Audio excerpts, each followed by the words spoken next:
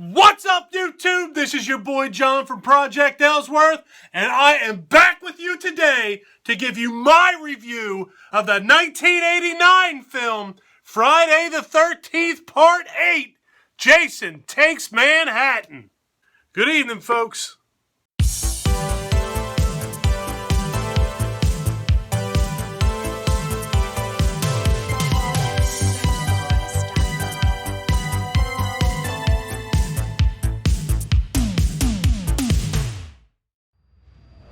If you're new to my channel and you like horror movies, remember to click that subscribe button. I do a few of these every week. Jason Takes Manhattan was both written and directed by Rob Hedden, starring Jensen Daggett, Peter Mark Richmond, and Kane Hodder as Jason.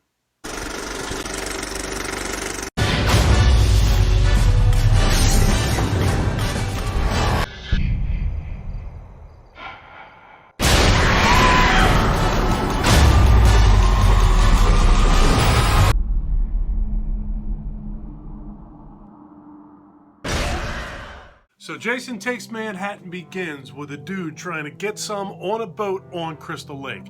Right in the middle of it, he sits up and looks at his girl and says, "I gotta drop the anchor." But he didn't mean it that way. Now he really needs to go out on deck and drop the anchor. A stupid time to think of that. Bad planning. So he does get up and he does exactly that. He goes out on the deck and he drops the anchor. And of course there's electrical wires at the bottom of Crystal Lake. And of course Jason is wrapped in chains laying on top of those wires. And of course the anchors cause the wires to shock Jason back to life. Of course. So Jason climbs up on this boat, finds a new hockey mask that just so happens to have an axe mark in it right about there, and he quickly disposes of both of the people on this boat. That dude should have dropped the other anchor. And that is what I mean this time. And now our story takes us to yet another boat that is getting ready to head to Manhattan. It's filled with teenagers and a couple of chaperones. Jason loves teenagers. That's what I thought. Just as this boat lifts its anchor and gets ready to take off, Jason grabs a hold of that anchor and climbs up on the boat. This movie would be called something completely different if Jason didn't get on that boat. Every time I watched Jason Takes Manhattan, I realized that I like this movie less than I did the time before, and I've become more aware of how absolutely and completely ridiculous this movie is. Right off the bat, this movie should have been called Jason Takes a Trip to Manhattan rather than Jason Takes Manhattan. For me, I have one pro only for this movie, and that is that Kane Hodder's portrayal of Jason is as good as it always is. He's a solid Jason, and you get more of that in this movie. And now let's get to the cons. I literally took out a notebook and started taking notes of the little things in this movie that I couldn't stand. So let me reference that real quick.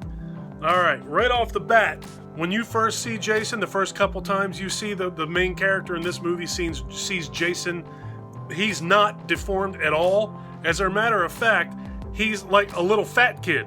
He's not even the skinny, bald kid that you see at the end of the original Friday the 13th movie. So completely different kid, completely different age, completely different look, different size, just everything about him is different. So that's the first thing I hated. All right, and then the next thing is when Jason gets on the boat, the first time we see Jason in the movie, why does the guy who's driving that boat already have a goalie mask on the boat? Okay, before you roast me, I know that the guy had the hockey mask on the boat to scare his girlfriend about the legend of Jason, but why in the hell does that hockey mask have the exact same markings on it and have an axe mark in the head? Just stupid. The next thing, there's a scene in this movie where Jason, after he's on the SS Lazarus that's getting ready to head to Manhattan, Jason is walking down behind some girl who is, for whatever reason, playing electric guitar on a metal grate at the bottom of a pair of metal steps. When Jason is slowly walking down these steps behind her, the noises that the steps are making is like somebody stomping on a hardwood floor as he's going down these metal steps. they're completely out of place, completely incorrect, and the girl that is standing at the bottom of these steps doesn't even hear him. Okay, and now if you want to take the route that says, well, she's playing guitar, that's why you don't hear it. Well, if she's playing guitar and she don't hear it, then why the hell do I hear it? All right, so the next thing, when he gets down to the bottom of those steps, he kills that guitar, or kills that girl with her guitar. He takes that guitar and swings it at her, and it's a shot from the front, so you get the impression that he hits her in the face and kills her with the guitar. However, when he swings the guitar, the blood splatters on the screen, and it splatters on the lower right corner of the screen. Why? Dumb. All right, next up. When the main character sees Jason, when she's on this boat, and she sees through the little portal window in the boat, she sees Jason, fat Jason, swimming around outside of the boat, but it appears that the dog that she has sees Jason swimming around outside of this boat. And another thing is, why in the world is this girl having visions of Jason? Okay, so later in the movie, they explained that the chaperone, which is also, I believe, her stepdad or her uncle or some dumb shit, shoves her into Crystal Lake when she's a little girl. So when she's in Crystal Lake, she's pulled under the water by deformed, mongoloid-looking Jason. And by the way, in this movie, Jason looks more like the Toxic Avenger son than Pamela Voorhees' son. But that's a whole different thing. So you're telling me that Jason Voorhees pulled this woman or little girl under the water when she was trying to learn how to swim in Crystal Lake. Doesn't that make Jason Voorhees a very well-preserved mermaid? And then she sees him outside the portal window, which, as stupid as that is, why does her dog see Jason outside of the window? That's stupid. All right, so then there is, let's see, what else do I have here? Oh, there's another scene in this movie where there's supposed to be a storm out in the water, and I'm telling you, the water is rough and choppy. It looks like something out of A Perfect Storm. You know, the Matt Damon movie. Not Matt Damon, what the hell? Mark Wahlberg movie. It looks like A Perfect Storm, and the boat itself is as straight as a pin. Not a bob, not a wave, not a duck, not a nothing. The water's doing this, and the boat is just, here's the water, and the boat is going along. Everything's great. Stupid. Terrible editing. Just unreal. And then the last thing. This movie has a new Ralph in it. If you remember from part 1 and part 2, there was an old crazy guy named Ralph who rode around Crystal Lake on his bike telling everybody that they were doomed. This movie has another Ralph in it. Totally stupid.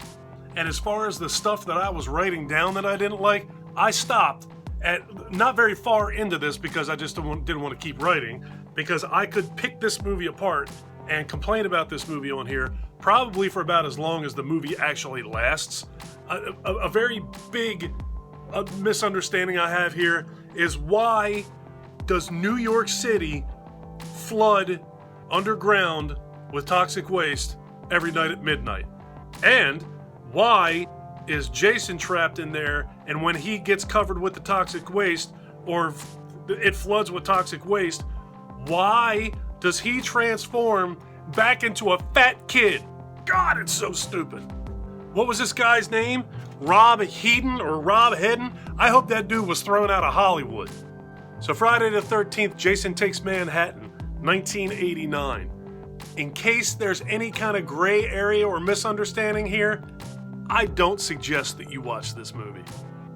It kind of sucks. Have you seen this flick? Where do you place this movie in your rankings of the Friday the 13th franchise? Believe it or not, this is not my least favorite. Leave me some comments down below and let's talk about it. If you like this video, please give me a thumbs up. If you really like this video and you've been enjoying my content up to this point, please do me a huge personal favor. Click that subscribe button and ring that notification bell. Take care of yourself, take care of each other, have a kick-ass day, and thank you for watching.